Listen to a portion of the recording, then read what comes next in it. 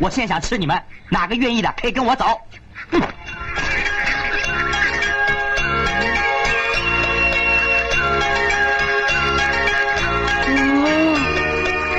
大家好，欢迎观看我的视频。今天分享酸菜焖鸭子的详细做法。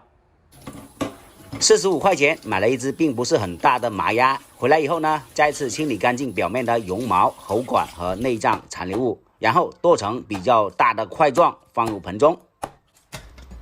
加入一大把面粉，一小把精盐，加入稍微多一些料酒，然后用左手给它用力揉搓抓拌，这个过程在2分钟以上。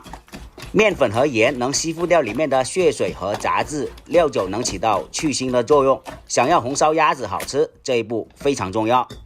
然后放入流动水中，给它进行深度的冲洗。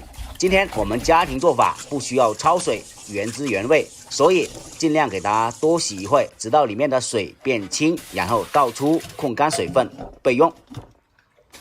朋友从广西给我带来一包酸菜，据说这个酸菜特别酸，非常好吃。这里再次感谢这位兄弟。清洗干净以后呢，给它切碎备用。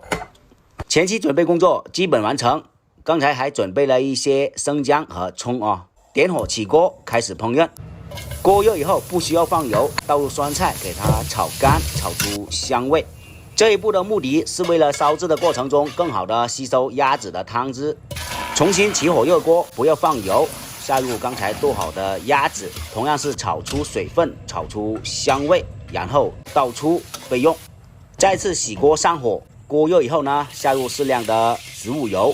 晃动锅子，让油润满锅壁，下入准备好的生姜，煸炒出香味。随后下入准备好的葱段，下入1个八角、2个豆蔻、1片香叶，煸炒出香味，如视频中这样操作。下入刚才炒过的鸭子，用锅铲不断的给它煸炒出香味，炒到表面有微微发焦的时候，下入1勺香辣酱。香辣酱是这道菜好吃的关键，它不仅能去腥，还能增加一些酱香味和颜色。炒干水分，炒出油脂，炒出香味。紧接着下入1听昨天小姨子喝剩下的啤酒，这个同样非常重要。加入能没过鸭子表面的开水，加入半汤勺生抽提味增鲜，小半勺蚝油增加浓郁度，再来几颗泡野山椒。加入1小勺盐，增加底味。烧开以后呢，加盖，用中火给它先炖20分钟。好，时间到，我们用筷子挑去里面的葱段、生姜、八角，随后下入刚才炒过的酸菜，再来点生蒜子，保持中火继续炖10分钟左右。这个时候的汤汁已经略微浓稠，加入一点点味精，再来点鸡精增鲜，加入适量青红辣椒圈，增加菜品的鲜辣度和色彩。加入一点芝麻油，增加菜品的香味，也能增加菜品的油亮度。大火翻炒均匀，把辣椒烧至断生，就可以出锅装盘。